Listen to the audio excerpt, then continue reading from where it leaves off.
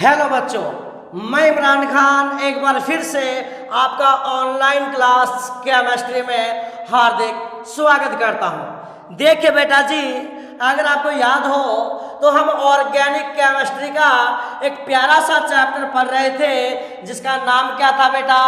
Polymer. जिसका नाम क्या था बेटा? पॉलीमर, बोले तो बहुलक। और बेटा इस चैप्टर के अंदर हमारा टॉपिक चल रहा था क्लासिफिकेशन ऑफ पॉलीमर, बोले तो बहुलकों का वर्गीकरण। और बेटा मैंने आपको बताया था कि बहुलकों का वर्गीकरण मुख्य रूप से 6 प्रकार से किया जाता है। पहला स्रोत के आधार पर, और वो हम पढ़ चुके हैं। स्रोत के आधार पर बहुलक 3 टाइप के होते थे: प्राकृतिक बहुलक, संश्लेषित बहुलक और अर्धसंश्लेषित बहुलक। और दूसरा वर्गीकरण था एकलकों के आधार पर, और वो भी हम पढ़ चुके हैं बेटा। एकलकों के आधार पर बहुलक 2 प्रकार के होते हैं, एक तो समबहुलक है और दूसरा सहबहुलक है। आज बेटा हम तीसरा वर्गीकरण स्टार्ट कर रहे हैं। जरा दिमाग लगा के बताना, तीसरा जो वर्गीकरण है वो अपन किसके आधार पर करेंगे? तो सर हमें याद आया कि तीसरा वर्गीकरण हमें संरचना के आधार पर करेंगे। किसके आधार पर भाई? संरचना के आधार पर। सुनिएगा बेटा, किसके आधार पर है? संरचना के आधार पर। अरे यस की नो? कोई दिक्कत वाली बात है क्या? कोई दिक्कत वाली बात नहीं है। और बेटा आपकी जानकारी के लिए बता दूं, संरचना के आधार पर जो बहुलक हैं, संरचना के आधार पर बेटा जो बहुलक हैं वो मुख्य रूप से 3 प्रकार के होते हैं। वो मुख्य रूप से 3 प्रकार के होते हैं। एक तो होता है बेटा रेखीय बहुलक। क्या भाई? कौन से बहुलक है? रेखीय बहुलक। बोले तो लीनियर पॉलीमर। क्या भाई? Linear polymer. अरे यस की नो? कोई दिक्कत वाली बात है क्या? कोई दिक्कत वाली बात नहीं है। और दूसरे क्या होते हैं बेटा? दूसरे होते हैं साखित बहुलक। दूसरे क्या होते हैं बेटा? साखित बहुलक होते हैं। और बेटा इंग्लिश में इनको बोलते हैं ब्रांच्ड पॉलीमर। क्या बोलते हैं? Branched polymer. अरे यस की नो? कोई दिक्कत वाली बात है क्या? कोई दिक्कत वाली बात नहीं है। 1% भी बेटा आपको टेंशन लेने की जरूरत नहीं है। और जो तीसरा बहुलक होगा बेटा वो होगा तिर्यकबद्ध। ध्यान सुना रे, तिर्यकबद्ध या बंद भी बोल सकते हो आप। तिर्यकबद्ध जालक्रम या जाल, एक ही बात है, जालक्रम लिख देता हूं, बहुलक। अरे यस की नो? कोई दिक्कत है क्या? कोई दिक्कत नहीं है। इसको बोलते हैं इंग्लिश में क्रॉस लिंक्ड नेटवर्क पॉलीमर। अरे यस की नो? कोई दिक्कत वाली बात नहीं है। 1% भी टेंशन लेने की जरूरत नहीं है। तो देखिए सर, आपने हमें ये बताया है कि संरचना के आधार पर जो बहुलक होते हैं वो 3 प्रकार के होते हैं। एक तो होता है रेखीय बहुलक, एक तो क्या होता है? रेखीय बहुलक। और दूसरा क्या होता है? साखित बहुलक। क्या होता है भाई? साखित बहुलक। और तीसरा क्या होता है? तिर्यकबद्ध जालक्रम बहुलक। अरे यस की नो? कोई दिक्कत वाली बात है क्या? कोई दिक्कत वाली बात नहीं है। तो देखिए बेटा, सबसे पहले हम पढ़ेंगे किसके बारे में? रेखीय बहुलक के बारे में। बाद में बेटा हम पढ़ेंगे साखित बहुलक के बारे में। और लास्ट में बेटा हम पढ़ेंगे तिर्यकबद्ध जालक्रम बहुलक के बारे में। तो बेटा आपको 1% भी टेंशन नहीं लेनी है। 1% भी टेंशन नहीं लेनी है। अरे यस की नो? कोई दिक्कत वाली बात है क्या? कोई दिक्कत वाली बात नहीं है। तो सुनिए बेटा, देखिए अगर आपसे कोई पूछे कि भाई रेखीय बहुलक क्या होते हैं, देखिए बेटा अगर आपसे कोई पूछे कि रेखीय बहुलक क्या होते हैं तो आप ऐसे जवाब दोगे कि ऐसे बहुलक। ध्यान सुनना, आप ऐसे जवाब दोगे कि ऐसे बहुलक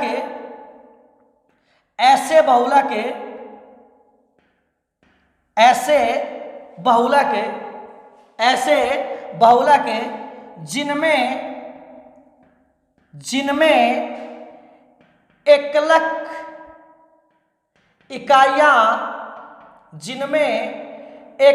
इकाइयां आपस में जुड़कर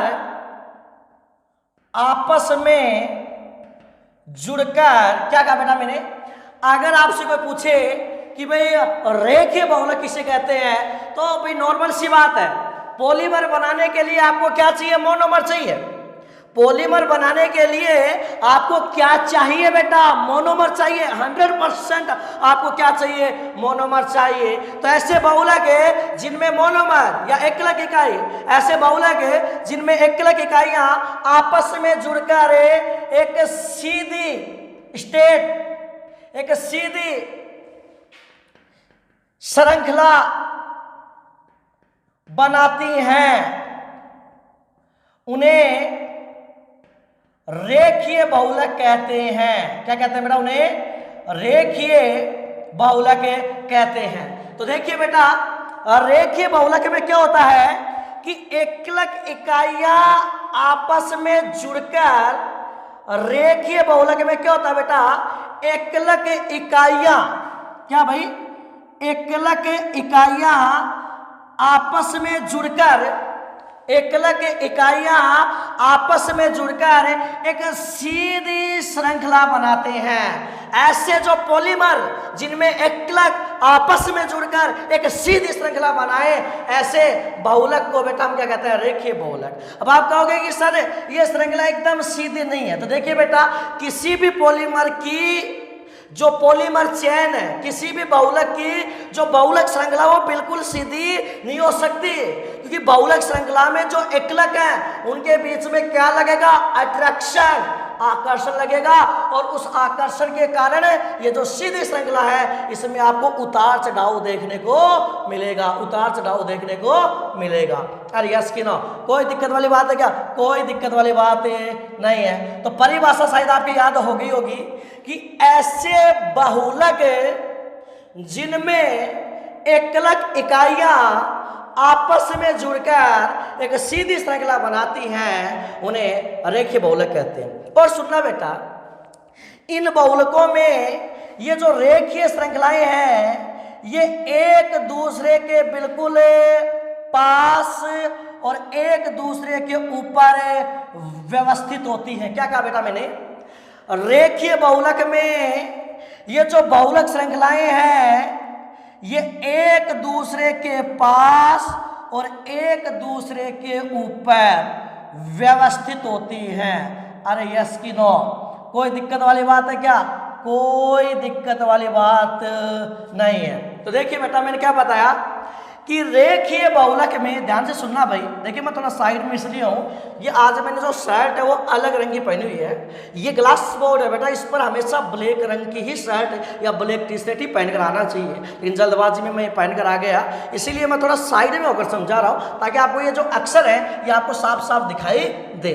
तो सुनना भाई मेरी बात ध्यान से।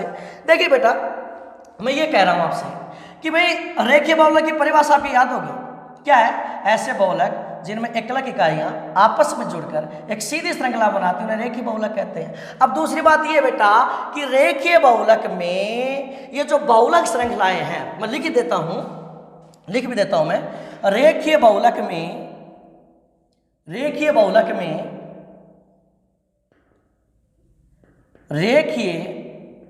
बहुलक में अगर देखिए, अगर आपको साइड वाला अक्षर दिखाई नहीं दे रहा तो शायद सुनाई तो दे रहा होगा। रेखीय बहुलक में ये बहुलक श्रृंखलाएं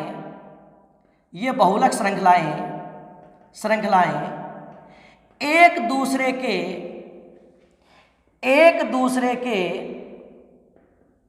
दूसरे के ऊपर और पास पास व्यवस्थित होती हैं। अरे यस की नो, कोई दिक्कत वाली बात है क्या, कोई दिक्कत वाली बात नहीं है बेटा, 1% भी आपको टेंशन लेने की जरूरत नहीं है। तो देखिए बेटा, मैंने क्या बताया कि रेखीय बहुलक में ये जो बहुलक श्रृंखलाएं हैं, ये बहुलक श्रृंखलाएं एक दूसरे के ऊपर और बिल्कुल पास पास व्यवस्थित होती हैं, जिनके कारण हम ये बोल सकते हैं कि ये जो बहुलक है, इनकी बहुलक श्रृंखलाओं के बीच में गैप कम है। तो मैं ये बोल सकता हूं बेटा कि ये जो बहुलक होंगे, इन बहुलक का जो आयतन, अरे आप खुद देखो ना, अब थोड़ा दिमाग लगाओ बेटा। मैंने क्या बताया, रेखीय बहुलक में ये जो बहुलक श्रृंखलाएं हैं, ये एक दूसरे के ऊपर बिल्कुल पास पास व्यवस्थित होती हैं। तो रेखीय बहुलक में इन बहुलक श्रृंखलाओं के बीच में ये जो गैप है, इन बहुलक श्रृंखलाओं के बीच में ये जो गैप है, ये बहुत ही कम होता है। और इस गैप को अपन क्या बोलेंगे, आयतन। तो मैं ये बोल सकता हूं कि रेखीय बहुलक का, किसका भाई, रेखीय बहुलक का जो आयतन है वो क्या होता है, कम है।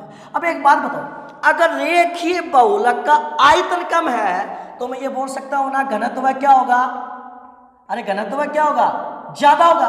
तो ध्यान में रखना बेटा, जो रेखीय बहुलक होते हैं उनमें बहुलक श्रृंखलाओं के बीच में कम गैप होता है, अर्थात रेखीय बहुलक का आयतन क्या होता है, कम होता है। और आयतन कम होने के कारण बेटा जो रेखीय बहुलक होता है ना, इसकी डेंसिटी भी, वॉल्यूम जितना कम होगा डेंसिटी उतनी ज्यादा होगी।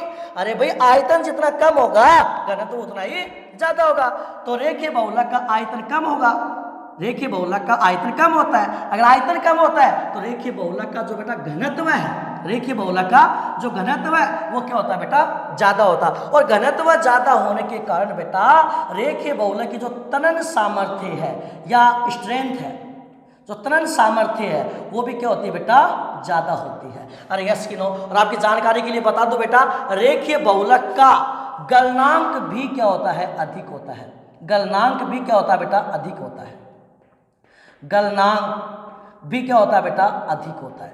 अरे यस कि नो, कोई दिक्कत वाली बात है क्या, कोई दिक्कत वाली बात नहीं है, 1% भी टेंशन लेने की जरूरत नहीं है। तो सबसे पहले आप मुझे बताओ, रेखीय बहुलक किसे कहते हैं? ऐसे बहुलक जिनमें एकलक इकाइयां आपस में जुड़कर एक सीधी श्रृंखला बनाती है, उन्हें रेखीय बहुलक कहते हैं।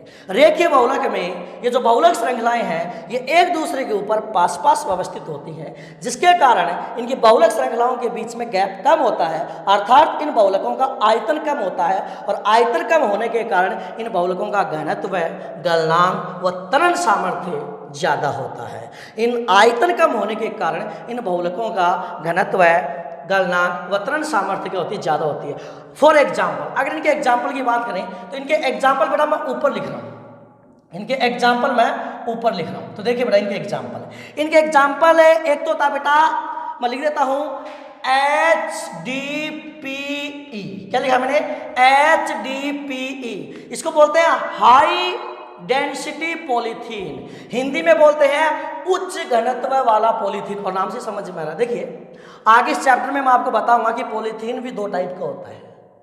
आगे इस चैप्टर में मैं आपको बताऊंगा कि पॉलीथीन भी दो टाइप का होता है। एक तो होता है लो डेंसिटी पॉलीथीन और एक होता है हाई डेंसिटी पॉलीथीन। एक तो होता है निम्न घनत्व वाला पॉलीथीन और एक होता है उच्च घनत्व वाला पॉलीथीन। तो इसका एग्जाम्पल क्या है, एक तो उच्च घनत्व वाला पॉलीथीन। एक बेटा इसका एग्जाम्पल है पीवीसी, एक बेटा इसका एग्जाम्पल क्या है, पीवीसी पॉली वाइनिल क्लोराइड। एक बेटा इसका एग्जाम्पल है नाइलॉन, क्या भाई, नाइलॉन। और एक बेटा इसका एग्जाम्पल है टेरिलीन, क्या भाई, टेरिलीन। अरे बेटा बोर्ड एग्जाम में आपसे सीधे क्वेश्चन नहीं करेगा, ये आपको पता आपकी बार पेपर ऑब्जेक्टिव आएगा, वो ऐसे बोल देगा पॉलीवाइनिल क्लोराइड की संरचना कैसी होगी, तो तुम्हें दिमाग में आना चाहिए अरे पॉलीवाइनिल क्लोराइड तो रेखीय बहुलक का एग्जाम्पल है, तो इसकी संरचना कैसी होगी बेटा, और रेखीय होगी। आपसे कोई बोल दे हाई डेंसिटी पॉलीथीन, उच्च घनत्व वाले पॉलीथीन की संरचना कैसी होगी, तो रेखीय होगी। अरे यस कि नो, कोई दिक्कत वाली बात है क्या, कोई दिक्कत वाली बात है नहीं है। तो ये तो है बेटा आपका रेखीय बहुलक। अब हम बेटा बात करते किसकी, साखित बहुलक की। अब बेटा हम किसकी बात करेंगे भाई, साखित बहुलक की बात करेंगे। तो देखिए बेटा साखित बहुलक में क्या होगा, साखित बहुलक में क्या होगा कि बेटा इनमें भी क्या होगा, एकलक इकाइयां जुड़कर पहले तो एक सीधी श्रृंखला बनाएंगे। पहले तो क्या बनाएंगे कि सीधी श्रृंखला बनाएंगे। अरे यस कि नो, अरे कोई दिक्कत वाली बात है क्या, कोई दिक्कत वाली बात नहीं है। तो मैंने क्या बताया बेटा, ध्यान से सुनिए मैं क्या कह रहा हूं। साखित बहुलक में क्या होगा बेटा, साखित बहुलक में क्या होगा बेटा, पहले एकलक इकाइयां आपस में जुड़कर एक सीधी श्रृंखला बनाएंगी। इस सीधी श्रृंखला को बेटा अपन बोलेंगे मुख्य श्रृंखला। क्या बोलेंगे? मुख्य श्रृंखला। लेकिन बेटा साखित बहुलक में क्या होगा? ये जो मुख्य श्रृंखलाएं होंगी, इन मुख्य श्रृंखलाओं से बीच बीच में शाखाएं निकली हुई रहेंगी। क्या निकली हुई रहेंगी? शाखाएं निकली हुई रहेंगी। क्या निकली हुई रहेंगी भाई? शाखाएं निकली हुई रहेंगी। ठीक है ना? आप कितनी भी बना दो भाई, शाखाएं निकली हुई रहेंगी। तो बेटा मैंने क्या कहा, ध्यान से सुनना। ऐसे बहुलक जिनमें, ध्यान सुनना, ऐसे बहुलक जिनमें एकलक इकाइयां आपस में जुड़कर पहले एक सीधी श्रृंखला बनाएं, उस सीधी श्रृंखला को क्या बोलते हैं? मुख्य श्रृंखला। तथा मुख्य श्रृंखला से बीच बीच में शाखाएं निकली हुई हों तो ऐसे बहुलक को हम क्या कहते हैं बेटा? शाखित बहुलक कहते हैं। क्या कहते हैं? शाखित बहुलक कहते हैं। और शाखित बहुलक में क्या होता है बेटा? जो मुख्य श्रृंखलाएं होती हैं, शाखित बहुलक में क्या होता है बेटा? जो मुख्य श्रृंखलाएं होती हैं, उन मुख्य श्रृंखलाओं के बीच बीच में क्या निकली हुई रहती है बेटा? शाखाएं निकली हुई रहती हैं। अरे क्या निकली हुई रहती हैं? शाखाएं निकली हुई रहती हैं। शाखाएं निकली हुई रहती है। अरे यस कि नो? अरे कोई दिक्कत वाली बात है क्या? कोई दिक्कत वाली बात नहीं है। अब शाखाएं निकलने से होगा क्या बेटा? शाखित बहुलक में मुख्य श्रृंखलाओं के बीच में शाखाएं निकली हुई रहेंगी। अब शाखाएं निकलने से क्या होगा बेटा? ये जो बहुलक श्रृंखलाएं हैं, ये जो मुख्य श्रृंखलाएं हैं, इनके बीच का गैप बढ़ जाएगा। क्यों? क्योंकि इस बहुलक की इस मुख्य श्रृंखला की शाखा और इस मुख्य श्रृंखला की शाखा के बीच में क्या लगेगा? प्रतिकर्षण। इन शाखाओं के बीच में क्या लगेगा बेटा? प्रतिकर्षण लगेगा। उस प्रतिकर्षण के कारण जो शाखित बहुलक है, उनकी बहुलक श्रृंखलाओं के बीच का गैप बढ़ जाएगा। और बीच का गैप बढ़ जाएगा तो मैं ये कह सकता हूं कि जो शाखित बहुलक हैं, उनका आयतन क्या होगा? ज्यादा। अरे आयतन क्या होगा? ज्यादा। अब एक बात तो, अगर आयतन ज्यादा होगा तो घनत्व क्या होगा? कम होगा। और अगर घनत्व कम होगा तो तनन सामर्थ्य भी क्या होगी? अरे तनन सामर्थ्य भी क्या होगी? कम। और अगर तनन सामर्थ्य कम होगी तो गलनांक भी क्या होगा? कम होगा। अरे यस कि नो? अरे कोई दिक्कत वाली बात है क्या? कोई दिक्कत वाली बात नहीं है। 1% भी टेंशन लेने की जरूरत नहीं है। अरे बेटा की क्या बात समझ में? तो आप इसकी परिभाषा कैसे लिखोगे? ऐसे बहुलक जिनमें एकलक इकाइयां जुड़कर पहले एक सीधी श्रृंखला बनाए, जिसे मुख्य श्रृंखला कहते हैं, तथा मुख्य श्रृंखला से बीच बीच में शाखाएं निकली हुई रहती हैं, इस प्रकार के बहुलक को शाखित बहुलक कहते हैं। शाखित बहुलक में मुख्य श्रृंखलाओं में जो शाखाएं निकली हुई रहती हैं, इनके मध्य प्रतिकर्षण लगता है। उस प्रतिकर्षण के कारण शाखित बहुलक की बहुलक श्रृंखलाओं के बीच का गैप यानी अंतराल बढ़ जाता है, जिससे इन बहुलकों का आयतन ज़्यादा, घनत्व कम, तनन सामर्थ्य कम व गलनांक भी कम हो जाता है। अगर इनके एग्जाम्पल की यदि मैं बात करूँ, तो इसका एक एग्जाम्पल, जैसे इसका क्या होता है? HDPE, इसका होगा LDPE। जैसे उसका एग्जाम्पल क्या होता है? उच्च घनत्व वाला पॉलीथीन, तो इसका एग्जाम्पल होगा निम्न घनत्व वाला पॉलीथीन। और इसके दो एग्जाम्पल और भी हैं। एक तो है, इसके एग्जाम्पल की बात कर रहा हूं, एक तो इसका है ग्लाइकोजन, ये बायोमोलिक्यूल में पढ़ेंगे भैया अपन। ग्लाइकोजन, एक तो क्या ग्लाइकोजन, और एक है एमाइलोपेक्टिन। ग्लाइकोजन और एक एमाइलोपेक्टिन। अरे कोई दिक्कत है क्या? कोई दिक्कत नहीं है, कोई दिक्कत नहीं है। तो शायद आपको रेखीय बहुलक भी समझ में आया होगा और शायद आपको शाखित बहुलक भी समझ में आया होगा।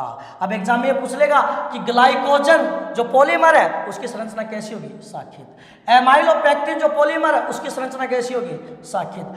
निम्न घनत्व वाला जो पॉलीथीन है उसकी संरचना कैसी होगी? शाखित होगी। कोई दिक्कत है क्या? कोई दिक्कत नहीं है, कोई दिक्कत नहीं है। अरे समझ में आ गया क्या? अरे समझ में आ गया क्या? अब बेटा हम बात करेंगे तिर्यकबद्ध जालक्रम बहुलक। तिर्यकबद्ध जालक्रम बहुलक, ठीक है बेटा? ये तो आपको शायद दिखाई, इनको तो आपने देख लिया होगा। अब मैं थोड़ा साइड में हट जाता हूँ ताकि आपको वो सही दिखाई दे, ठीक है, अब सुनना मेरी बात ध्यान से। बात करते हैं तिर्यकबद्ध जालक्रम बहुलक। देखिए बेटा, तिर्यकबद्ध जालक्रम बहुलक में क्या होगा, इनमें एकलक इकाइयां जुड़कर पहले क्या बनाएंगी, सीधी श्रृंखला। क्या बनाएंगी, सीधी श्रृंखला। ठीक, क्या बनाएंगे, सीधी श्रृंखला। ठीक है, जिनको हम क्या कहेंगे, रेखीय श्रृंखला। क्या कहेंगे, रेखीय श्रृंखला। लेकिन ये जो रेखीय श्रृंखलाएं हैं ये आपस में प्रबल सहसंयोजक बंधों के द्वारा, आपस में प्रबल सहसंयोजक बंधों के द्वारा जुड़ी हुई रहेंगी। और इन प्रबल सहसंयोजक बंधों को बेटा अपन बोलते हैं तिर्यक बंध। क्या बोलते हैं, तिर्यक बंध। अरे क्या बोलते हैं, तिर्यक बंध बोलते हैं।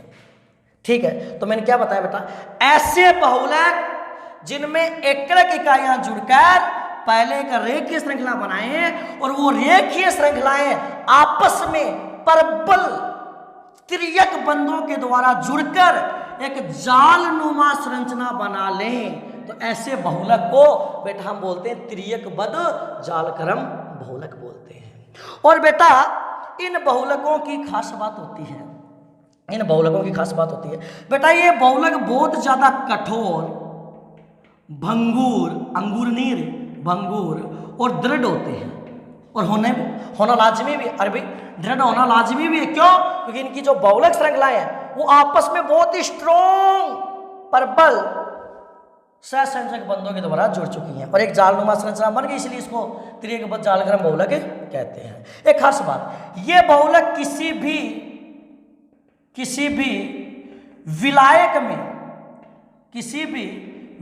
में विलय नहीं होते, किसी भी विलायक में विलय नहीं होते। क्या कहा मैंने, तिर्यकबद्ध जालक्रम बहुलक है, किसी भी विलायक में नहीं घुलते हैं, किसी भी विलायक में नहीं घुलते हैं, बल्कि विलायक को ही सोख लेते हैं। ये देखो ना, आप जब इनको विलायक में घोलने की कोशिश करोगे ना तो ये विलायक को ही चूस लेंगे। अरे यस कि नो, कोई दिक्कत है क्या, कोई दिक्कत नहीं है। अगर इनके एग्जाम्पल की यदि मैं बात करूं, तो एक तो बेटा बेकेलाइट। क्या है, बेकेलाइट। कोई दिक्कत है क्या, कोई दिक्कत नहीं है। एक है बेटा इसका मेलामीन फॉर्मेल्डिहाइड रेजिन। टेंशन मत करो, इस चैप्टर में आगे आ जाएंगे ये। अरे कोई दिक्कत है क्या, कोई दिक्कत नहीं है। और एक बात बता देता हूं, ये जो बहुलक होते हैं इनके जो मोनोमर होंगे, समझ गए ना, मतलब एकलक होंगे, उस एकलक में या तो 2 या 3 क्या होंगे, क्रियात्मक समूह, फंक्शनल ग्रुप होंगे। अरे कोई दिक्कत है क्या, कोई दिक्कत नहीं है। तो शायद संरचना के आधार पर बहुलकों का वर्गीकरण आपको समझ में आया होगा। अगला वर्गीकरण अपन नेक्स्ट क्लास में स्टार्ट करेंगे। Thank you very much.